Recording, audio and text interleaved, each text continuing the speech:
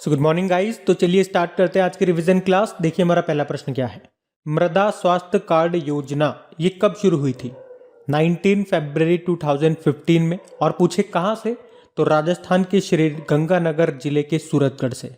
और इसकी थीम क्या है? स्वस्थ धरा खेत हरा। वैसे हम विश्व मृदा दिवस भी मनाते हैं, वर्ल्ड सॉइल डे 5 दिसंबर को। और 2021 में इसकी थीम क्या रही? मिट्टी की लवणता को रोकना, मिट्टी की उत्पादकता को बढ़ावा देना, यानी कि halt soil salinisation, boost soil productivity. अगला प्रश्न है, कुडनकुलम न्यूक्लियर पावर प्लांट कहाँ पर है? तो आंसर होगा तमिलनाडु में। इस ईयर रशिया की सहायता से बनाया गया था। तमिलनाडु में एक और न्यूक्लियर पावर प्लांट है, कलपक्कम न्यूक्लियर पावर प्लांट। चलो बताओ, नारोरा न्यूक्लियर पावर प्लांट कहाँ पर है? उत्तर प्रदेश में। काइगा न्यूक्लियर पावर प्लांट आपको मिलेगा कर्नाटक में। काकरापार न्यूक्लियर पावर प्लांट आपको मिलेगा गुजरात में। एक तारापुर न्यूक्लियर पावर प्लांट भी है, महाराष्ट्र में है। और रावत भाटा न्यूक्लियर पावर प्लांट आपको मिलेगा राजस्थान में। बताओ, एशिया का पहला न्यूक्लियर रिएक्टर कौन सा है? अप्सरा, जिसे स्थापित किया गया कहाँ पे? मुंबई में।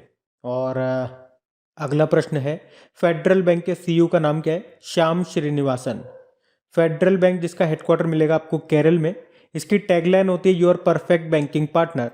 अभी इसने फेडी नाम से एक artificial intelligence based virtual assistant भी लॉन्च किया था। उसके अलावा महिला मित्र प्लस नाम से एक बचत योजना भी शुरू की है। डिज्नी बोर्ड की पहली महिला अध्यक्ष का नाम क्या है? Susan Arnold. बताओ, कशिक लाकड़ा का संबंध किस खेल से है? Club throw. इनका नाम अभी न्यूज में था। और आपको बताइए, हमारी रिवीजन क्लास में जो स्टैटिक क्वेश्चंस होते हैं, ये वही क्वेश्चंस होते हैं, वही स्टैटिक क्वेश्चंस होते हैं जो आपके करंट अफेयर से निकल के आते हैं। तो ये मोस्ट इंपॉर्टेंट क्वेश्चंस हैं क्योंकि ये करंट अफेयर से निकल के आ रहे हैं। तो अभी 2021 में जो एशिया यूथ पैरालंपिक गेम्स हुए थे इनमें, उसमें गोल्ड मेडल जीता इन्होंने, तो इनका नाम ध्यान रखना। असम राज्य का सर्वोच्च नागरिक राज्य पुरस्कार मिलेगा किसको? रतन टाटा जी को। और उस पुरस्कार का नाम है असम वैभव। साउथ सूडान जो कि अफ्रीकी देश है, उसने किस साल तक, किस वर्ष तक बाल विवाह समाप्त करने का लक्ष्य रखा? 2030 तक। साउथ सूडान जिसकी कैपिटल होती है जुबा। और करंट अफेयर्स की क्लास में हम लोगों ने देखा था, कोप 26 का आयोजन हुआ था ग्लासगो स्कॉटलैंड में। उसमें भारत ने 2 लक्ष्य रखे। नेट जीरो कार्बन उत्सर्जन बनने का टारगेट रखा 2070 तक, और 2030 तक रिन्यूएबल एनर्जी का टारगेट रखा। कितना प्रोडक्शन करेंगे? 500 गीगावाट। और नागालैंड ने 2030 तक की 100% लिटरेसी साक्षरता का लक्ष्य रखा है। मलेरिया को खत्म करने का लक्ष्य हमारा 2030 ही है, और टीबी को खत्म करने का लक्ष्य 2025 है। बताओ, बैडमिंटन वर्ल्ड फेडरेशन का हेडक्वार्टर कहाँ पर है? कुआलालंपुर मलेशिया में। अभी आपको याद होगा, badminton world federation men's player of the year चुना गया था डेनमार्क के विक्टर एक्सेलसेन को। और women player of the year चुना गया था ताइवान की ताई जू यिंग को। भारतीय नौसेना दिवस कब मनाते हैं? इंडियन नेवी डे 4 दिसंबर को। और हमारे नेवल चीफ नए बने अभी, आर हरि कुमार नाम है। वैसे एयरफोर्स डे हम मनाते हैं 8 अक्टूबर को, और इसके भी हमारे नए चीफ बने हैं एयर चीफ मार्शल विवेक राम चौधरी। आर्मी डे हम 15 जनवरी को मनाते हैं। इसके आर्मी चीफ कौन है? हमारे Manoj Mukund Naravane. International monetary fund का हेडक्वार्टर मिलेगा आपको वॉशिंगटन डीसी में। इसकी मैनेजिंग डायरेक्टर है क्रिस्टालिना जॉर्जीवा। और अभी इसकी डेप्यूटी मैनेजिंग डायरेक्टर कौन बनी है? जो कि इंटरनेशनल मॉनेटरी फंड की चीफ इकोनॉमिस्ट है, मुख्य अर्थशास्त्री हैं गीता गोपीनाथ। 2 रिपोर्ट आप याद रखना, एक तो वर्ल्ड इकोनॉमिक आउटलुक रिपोर्ट और ग्लोबल फाइनेंशियल स्टेबिलिटी रिपोर्ट। इसको जारी करता है इंटरनेशनल मॉनेटरी फंड।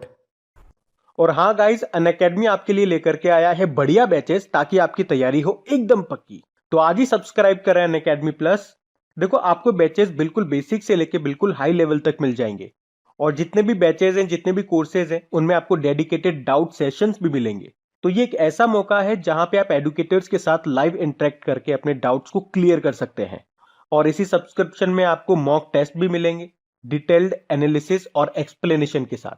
तो अगर आप बैंक एग्जाम की तैयारी कर रहे हैं तो ये सही मौका है इस अपॉर्चुनिटी का लाभ उठाने का। और हां, बिना कोई वक्त जाया कीजिए, सब्सक्राइब करें अनअकैडमी प्लस पर और इस मौके का फायदा उठाएं।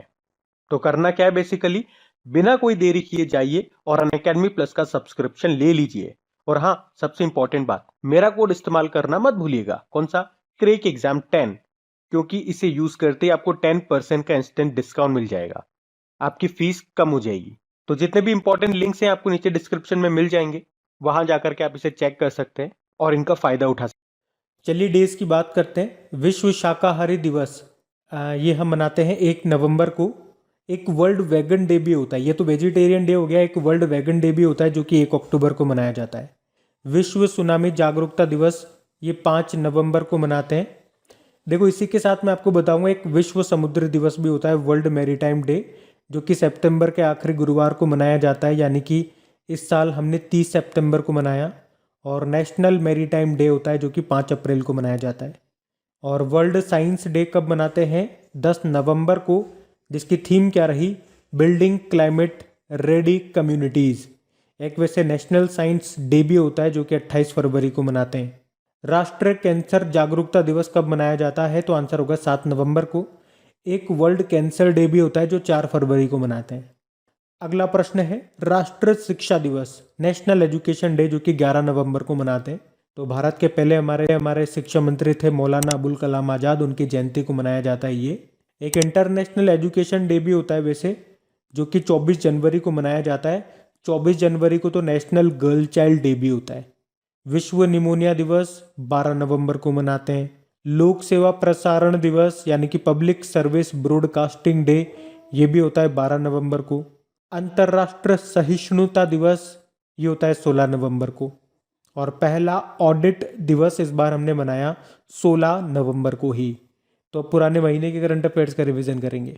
चलिए बताइए, रेलवे बोर्ड के अध्यक्ष और सीईओ कौन बन गए अभी? विनय कुमार त्रिपाठी। और मिसेज इंडिया गैलेक्सी 2021 का खिताब जीता था निकिता सोकल ने। 8वां अंडर 19 एशिया कप किसने जीता? भारत ने।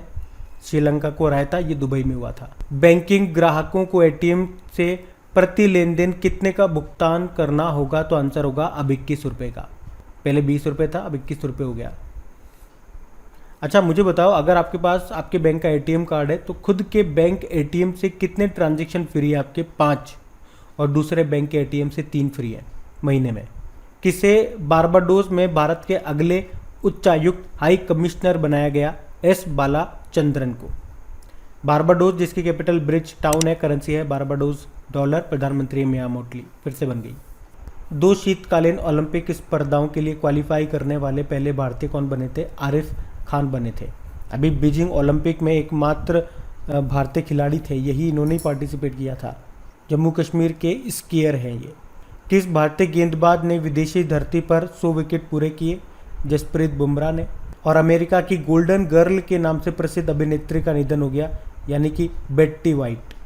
उत्तराखंड सरकार ने वृद्धावस्था विधवा पेंशन को 1200 रुपये से बढ़ाकर कितना कर दिया? 1400 रुपये। चलिए बताइए, किसे world CEO winner of the year 2021 पुरस्कार से सम्मानित किया गया? किशोर यादव को। सेंचुरियन में टेस्ट मैच जीतने वाली पहली एशियाई टीम बनी कौन सी? भारत। उत्तर प्रदेश के झांसी रेलवे स्टेशन का नाम बदल के क्या हो गया? वीरांगना लक्ष्मीबाई रेलवे स्टेशन। और अपने यहाँ पे ई रूपी को लागू करने के लिए एनपीसीआई और एसबीआई के साथ समझौता किया भी कर्नाटक ने। एनपीसीआई यानी कि national payment corporation of India. बताओ किस बैंक ने ग्रीन फिक्स्ड डिपॉजिट को शुरू किया? तो आंसर होगा इंडसइंड बैंक। और इसका टैगलाइन होती है फील यू मेक रिचर, और एमडी सीईओ सुमंत कटपालिया है। अच्छा बताओ, तमिलनाडु क्रिकेट संघ के अध्यक्ष पद से इस्तीफा दे दिया किसने? रूपा गुरुनाथ ने। और ये भारत के किसी भी राज्य क्रिकेट महासंघ की पहली महिला अध्यक्ष थी। और बताओ, प्रधानमंत्री नरेंद्र मोदी ने किस आईआईटी में ब्लॉकचेन आधारित डिजिटल डिग्री लॉन्च की थी? आईआईटी कानपुर में। भारतीय सेना ने कहां पर क्वांटम प्रयोगशाला की स्थापना की? मध्य प्रदेश के महू में। और ईज माई ट्रिप का ब्रांड एम्बेसडर बनाया गया विजय राज और वरुण शर्मा को। अच्छा, उत्तर प्रदेश के मुख्य सचिव कौन बने थे? दुर्गा शंकर।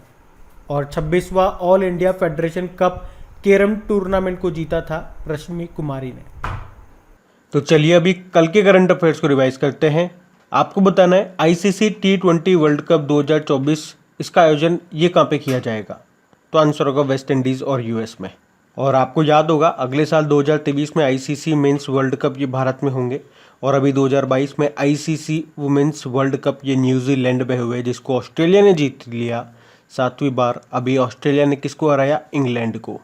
और ऑस्ट्रेलिया से ही आपको याद रखना है। ICC T20 वर्ल्ड कप जो यूनाइटेड अरब अमीरात में हुआ था उसको किसने जीता था? ऑस्ट्रेलिया ने ही। अच्छा बताइए, मानव अंतरिक्ष उड़ान का अंतर्राष्ट्रीय दिवस कब मनाया गया? तो आंसर होगा 12 अप्रैल को।